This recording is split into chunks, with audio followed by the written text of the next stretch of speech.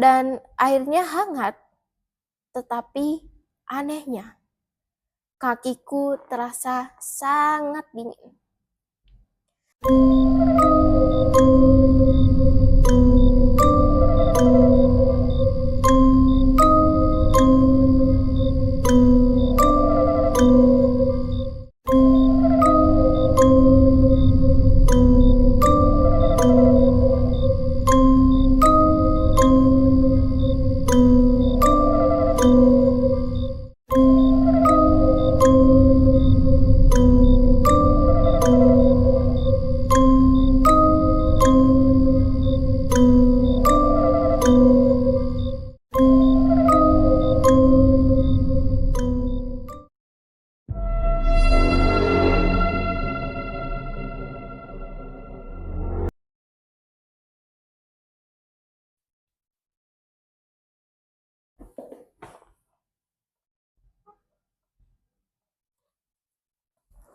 Halo Sobat Spill, kembali lagi pada episode kali ini bersama saya, Vinkris.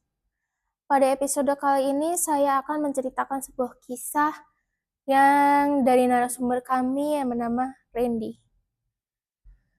Randy ini adalah tipe orang yang tidak percaya tahayul. Pada suatu saat, di pemandian tua ini, airnya nggak pernah benar-benar tenang. Orang-orang bilang, jangan pernah datang. Setelah jam 12 malam, bukan karena airnya dingin, tapi karena ada sesuatu yang ikut berendam di sampingnya. Malam itu, aku dan teman-temanku nekat mengunjungi pemandian air panas di lereng gunung yang sudah terbengkalai. Warga lokal menyebutnya Sandang Bingit. Tempatnya tersembunyi, tertutup lumut, dan dikelilingi pohon beringin yang besar. Kata warga sekitar itu berbicara kepada Randy dan juga teman-temannya. Jangan masuk kalau bau melati. Aku hanya tertawa. Bagiku, bau melati itu harum, bukan sebuah ancaman. Sesampainya di sana, teman-temanku mendadak ragu. Tapi aku keras kepala. Aku masuk sendirian ke area kolam batu yang paling dalam. Udara terasa sangat lembab.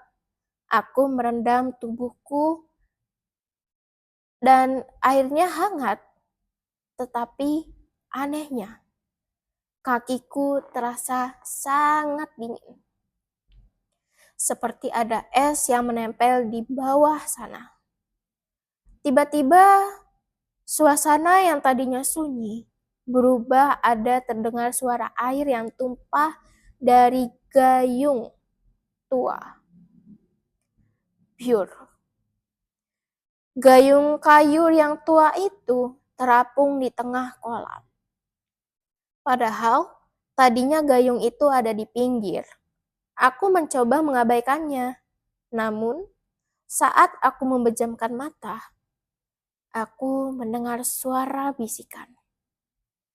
Tepat di samping telingaku dan berkata, "Seger ya." Aku tersentak. Di depanku, permukaan air yang tenang mulai membentuk niat. Dari dalam air yang gelap muncul rambut panjang yang terurai helai demi helai. Perlahan sebuah kepala muncul. Wajahnya hancur, kulitnya pucat karena terendam terlalu lama. Matanya tidak ada, hanya lubang hitam yang mengalirkan air. Aku ingin berteriak, tapi tenggorokanku seolah-olah tersumbat air. Sosok itu merayap naik ke tepi kolam, langkah kaki yang basah dan juga berat. Dia tidak menyerangku, dia hanya duduk di pinggir kolam. Membelakangiku Tangannya yang kurus mengambil gayung kayu tua itu dan mulai menyiramkan air ke bahunya sendiri. Sosok itu berbicara kepada si narasumber kita yang bernama Randy. Tolong. Suaranya parau, seperti orang tenggelam dan tidak sampai di saat itu juga. Sosok itu berbicara lagi kepada Randy dan berbisik. Gosokkan punggungku. Saat dia menoleh, si Randy ini melihat lehernya berputar 180 derajat. Dan tersenyum memperlihatkan gigi yang hitam dan berbicara. Karena aku sudah tidak bisa menyentuh tubuhku sendiri. Aku lari sekuat tenagaku tanpa menoleh lagi. Namun teman-temanku menemukanku pingsan di parkiran. Esoknya, aku baru tahu satu kenyataan yang pahit. Pemandian itu sudah ditutup total sejak 10 tahun yang lalu. Satu keluarga tewas di kolam itu karena keracunan gas belerang. Tubuh mereka ditemukan membiru di dasar kolam. Hingga sekarang, setiap kali aku mandi, aku selalu merasa ada tangan dingin yang menyentuh punggungku. Dan jika kamu pergi ke pemandian yang tua, lalu mencium bau melati, jangan pernah berendam sendirian. Karena mungkin dia sedang menunggumu untuk membantu menggosok punggungnya. Itulah cerita dari narasumber kami yang bernama Randy.